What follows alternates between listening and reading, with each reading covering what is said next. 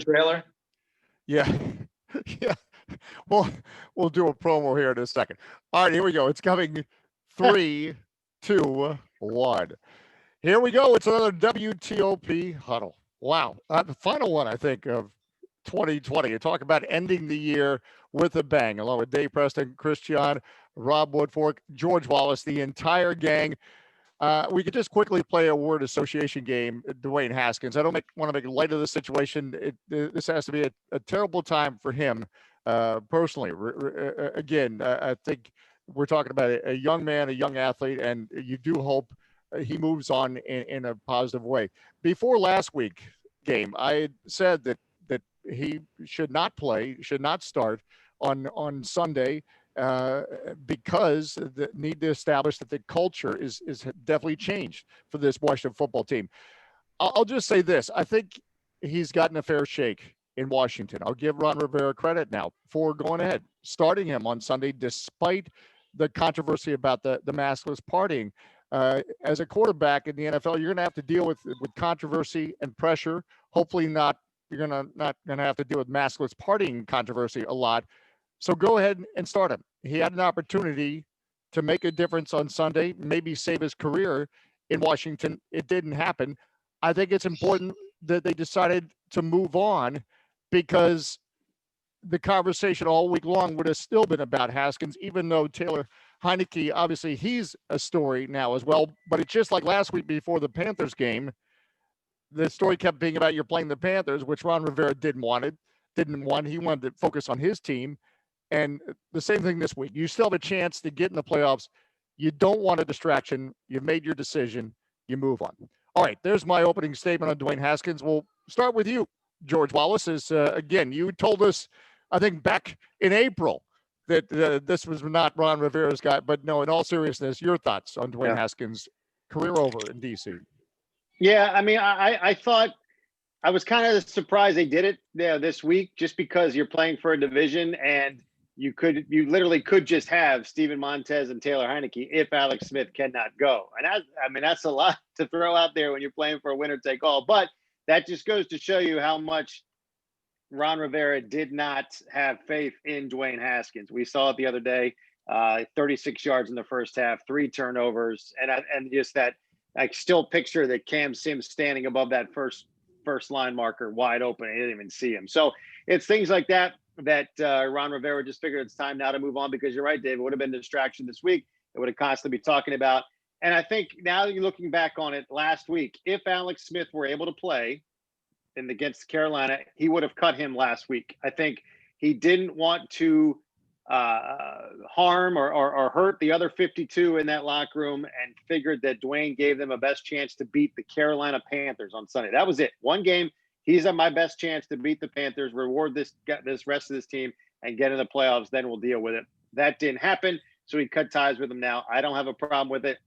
You knew it was coming. I think there's no surprise there. And I agree with you too, Dave. He gave him all the chances. He got 11 weeks in the offseason. Like he said, it wasn't just those first 4 games. It was the entire training camp. And yeah, there were no preseason games, but it was the entire training camp through those first 4 games. And even Ron said, if there were a training camp and a real preseason, he would have opened up the quarterback competition. So he wasn't sold on him from the beginning. We knew that. He gave it a shot, and he figured, look, if this year we're going to be like a regular year and maybe the NFC East, I don't know, a 10-win team, 11-win team, then I think maybe you would have given Dwayne a shot. You'd have ride through this year, ride it out. He goes 4-12, whatever it was, and he's done. But when he realized that this division was god-awful, he realized, I'm going to cut bait with this immediately, bench him, gave him another chance, and that's how the story ends. I'm not surprised with it, and I'm glad he's doing it now and putting his stamp on this thing. But I'm with you. I think last week he should have been suspended, and I'm going to stick with that. But he's doing it now, and they still have a chance to go in. Taylor Heineke was taking finals at ODU last week. He was out of football a month ago. That's how bad it got for Dwayne Haskins. You lose your bench for that guy. Maybe he'll be the next Kurt Warner story, going from the Iowa barn story. Oh, anyway, that's a whole different line of thought. Chris Chia, the Big Chi, what's your big thought on this? So I think it was a damned if you do, damned if you don't with Ron Rivera, because first of all, I don't really even understand how Dwayne Haskins was even allowed to be around the team this week. I mean, he's breaking COVID protocol, but he was still practicing. I mean, all of the friends at this party and the scene he was at all test negative multiple days in a row? I kind of found it mind-boggling that he was even with the team to begin with. So to me, the only thing is, Chi, real quick, what PR told us was that they worked out a deal, whatever that means, with the NFL to allow him to conduct all his meetings virtually and just show up for practice. And that was it. That's all we got. That's all we know. I don't know what that means or what deal they worked out. Maybe you're right. They contact tracing. It was just those other people that were in those pictures at the party, and maybe they're all testing negative, and that's fine. But that was what they told us. Okay. Well, that's probably the first really clearing up I've seen from that situation. But, you're Washington, you're in a playoff push. He is available and this deal is made. So what are you going to do? Play Taylor Heineke and start him? I mean, they almost had to go with him. And, this is just a guy that he threw 55 touchdown passes at Ohio State to looking very inept at the NFL level. Now, Robert Griffin III tweeted that he's 23 years old and he'll learn from these experiences. And I do kind of believe that he will, but I think his career more so will go in line with a Josh Rosen. I think he'll sign on with another team. He'll be a backup, but I think the tape is out there. He's had enough time now. He's not a starting NFL quarterback. I hope the best for him because, he didn't do anything. That was a selfish decision to go to the club and party. He hasn't done anything egregiously wrong. He's a young guy. I hope that he does rebound, but it's not going to be as an NFL starter. I think we all know that. All right, Dave Preston, you're next. Now that we're learning things on the show. Well done, George Wallace, with your NFL education. Learn what he had at Ocean Air at that restaurant before the club. Did he have the lobster macaroni and cheese? How can you pass that up? I think to paraphrase and actually to quote head coach Ron Rivera, let's separate what's interesting from what's important. What was interesting was that the quarterback, once again, is the shiny object that we look to, whatever happens with whomever is the starting quarterback for the Burgundy and Gold. What's important is that Haskins went out Sunday, laid an egg in the first half, 6 of 15, 36 yards, 3 turnovers. He had a passer rating of 8.3. And this is in an era when if you have a passer rating under 90, you're mediocre, if not poor in the NFL. The way that the rules and the way that offenses are massaged to produce points. I think in addition to Haskins, the entire team played poorly this past Sunday. You had a defense that allowed a 10-play, 80-yard march where every play was a running play in the first half. You had a Steven Sims muff of a punt, a special teams blunder that gave Carolina its largest lead in over a month. So, yes, Dwayne Haskins did not play well enough to win. You could make the case that he lost the game for this team, but in the first half, nobody played well. And on a day where it was a win and you take the division, kind of disappointing all around. And I don't know if the fact that the cloud of Dwayne Haskins over this team last week contributed to that, because even this isn't a video game. These are guys ages 21 to 35, and you've got your outliers here and there, but they have emotions. Young guys, a lot of guys are immature. A lot of guys can be distracted by the fact that Dwayne Haskins, who should be cut and no longer on the roster, is your starter. So it's unfortunate that they were unable to handle this, but the bird is in their hands. They win the division. They tie and Dallas loses. They take the division. So they still have another opportunity coming up here. Again, that's why I think Ron Rivera continues to always in charge. I think we've agreed that it was important that he was released because there's still unfinished business, and you don't want any distraction about Dwayne Haskins or anything else. It's about now the business at hand because they're still not in the playoffs, even though it looks promising, shall we say. All right, I say Rob Woodfork for last because the folks at WTOP are definitely against me. We're having a Twitter competition, and they give me Rob Woodfork to go up against to guess the score. On Christmas Eve, instead of watching It's a Wonderful Life, Rob is watching an NFL game tape. He's that serious about it. So, I'm trying to do a basketball season with the Wizards, and they give me Rob Woodfork to go up against. But I will say this: the same thing Dave was just talking about. I think I was the only one who picked Carolina, wasn't I? Yeah. Yes, of course, yes, because you looked at the game tape on Christmas Eve, and I was watching It's a Wonderful Life. It's as simple as that. Now, I predicted, I think, a 2010 victory, and I was basing it also on a better performance from the defense. But that's neither here nor there. So again, I concede to your wisdom and intelligence, and I'm going to hold a grudge against the WTOP digital department forever and ever for putting me up against you. Having said all that, the floor is now yours, Dwayne Haskins, and everything else, including if you want to rub my nose in your victory over me. No. I mean, I took no joy in that. I actually, that was Washington's opportunity to win the division, in my estimation. But we'll circle to the Philly game here momentarily. But as far as Dwayne Haskins is concerned, I do have to give you a little pushback on your preamble, because with everybody, and I said this in my column on WTOP.com, I think both sides were wrong in this. Haskins obviously did not take his opportunity seriously enough, but Ron Rivera has botched this from the beginning. There's no reason why, and we've heard this adage for years about rookie quarterbacks, whether they play their first season or not, the most crucial time in their careers is that second off season. After you've already experienced the NFL on some level for a year, now you go into this second year, and that's where you start to sort of sink or swim. And Haskins was robbed of that because of the coronavirus pandemic. There was no offseason program. There was no opportunity for him to build on whatever it is that he learned last year. And I don't know how much of that would have served him, because it's a different coaching staff. So with Rivera, the only thing to do with Haskins this year was to redshirt him and explore the other options that you have. He talked about how much he loved that Kyle Allen has experience in the system. Come to find out, Taylor Heineke, who wasn't on the roster in training camp, he has experience in this system. It seems like you had options where you can say, Dwayne, you're not playing this year. You're going to be the third string guy. We're going to break that glass in case of emergency, and we're going to give you an opportunity to compete for this job in 2021. Instead, in both of his NFL seasons now, he's been kind of thrown to the wolves to sort of prove a point to the owner, who was the guy who wanted this pick to begin with. So the organization failed Haskins. Haskins didn't do himself any favors. And so, this whole thing was inevitable. Now, it's a bit of a surprise that it happened in season. They could have literally waited one more week and done this. But I think that a fresh start, and this is also what I referenced in my column, now the onus is on both sides, Washington and Haskins, to be better moving forward. Now you're free of this, problem, Washington. Now you have to get your quarterback situation right. And I don't think anybody can argue or dispute that the answer to the quarterback question is not on the roster now.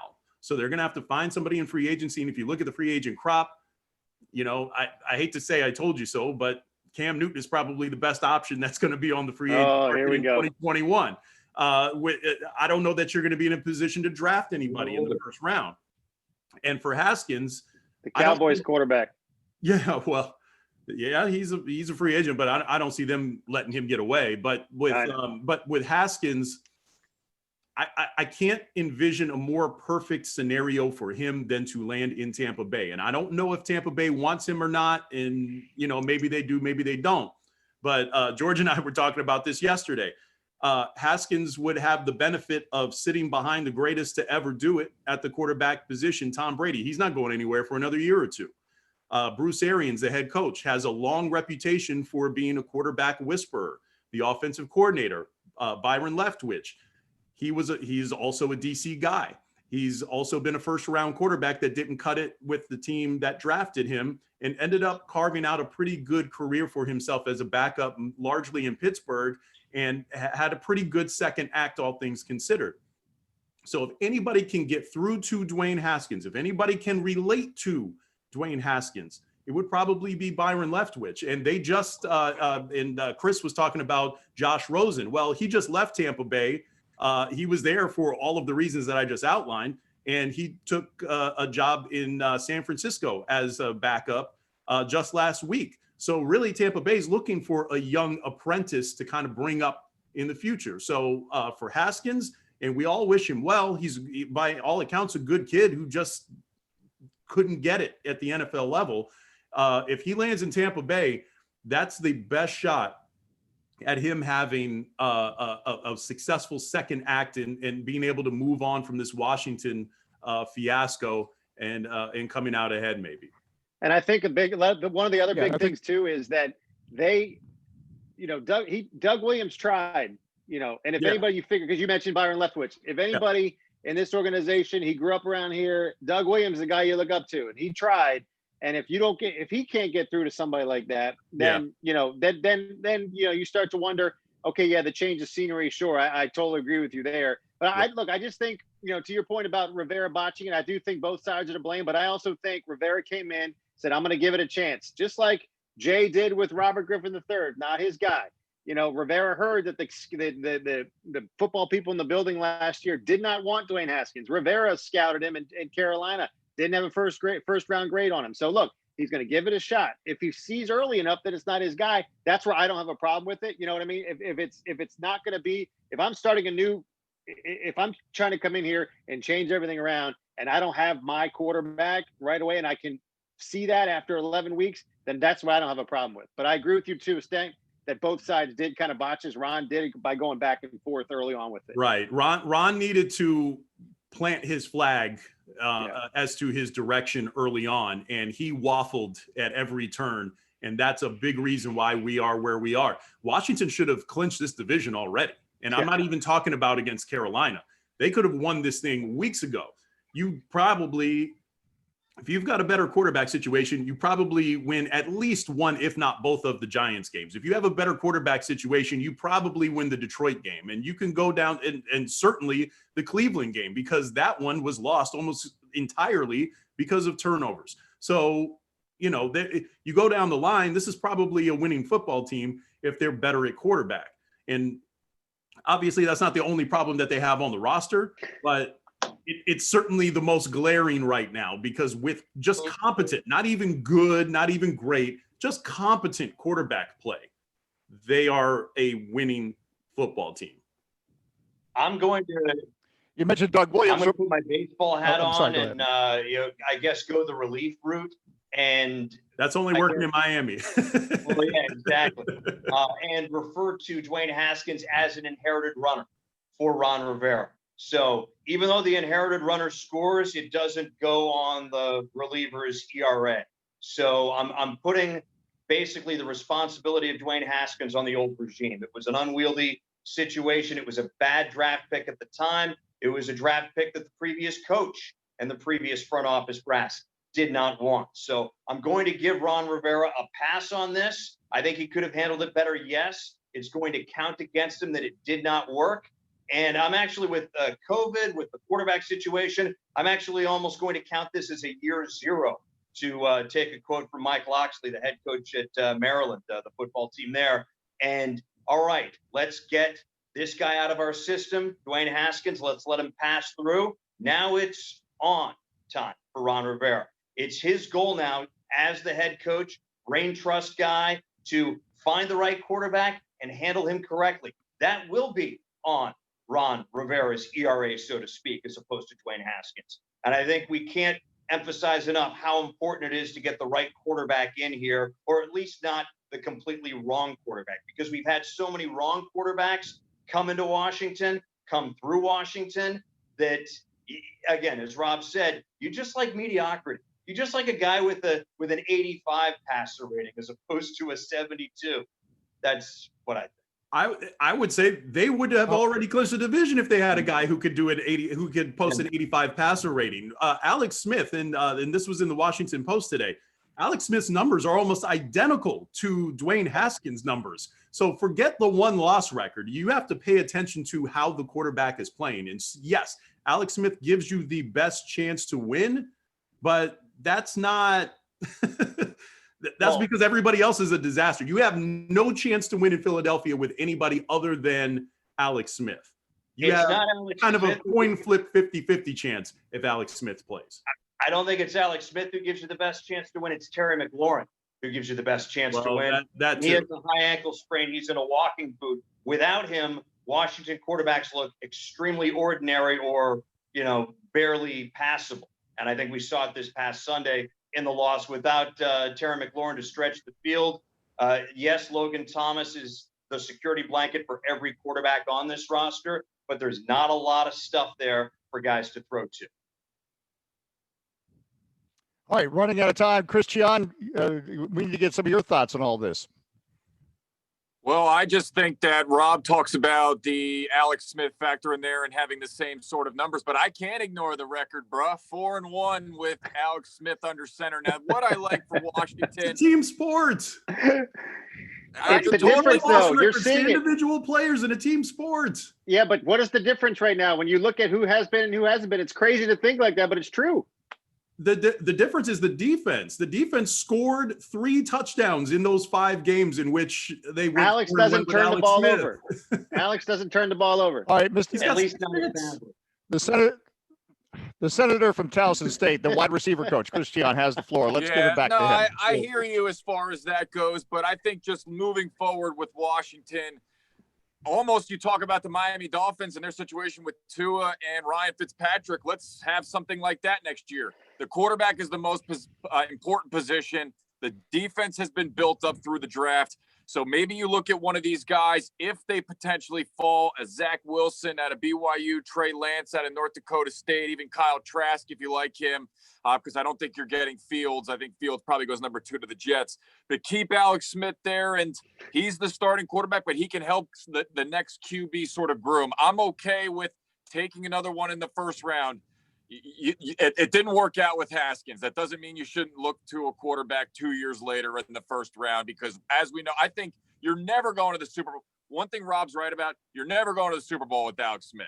He can maybe win you a first round playoff game and you get lucky enough that the defense carries you through a second. You're not winning a Super Bowl with Alex Smith. And so that's the ultimate goal, right? They got to get somebody that can get them across, because they have some of the guys. The line maybe isn't their offensive line. It's been pretty good, not great. Pretty good. I mean, Scherf is plowing people over, but they're close, but they need a quarterback. Well, I'll say this. The small sample size we had of Taylor Heineke, he looked decisive. He knew when to run. He knew when to get the ball out. I'm not saying he's the answer, not by any stretch, but in that very small sample size that we saw, it was the most competent quarterback play that we've seen probably all season.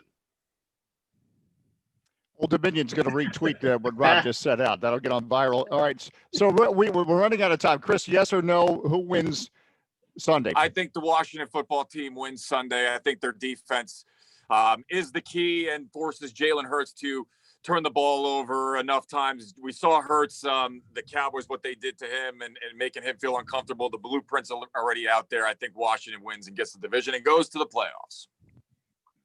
All right, George, yes or no? Washington wins. Yeah, because I think Sunday.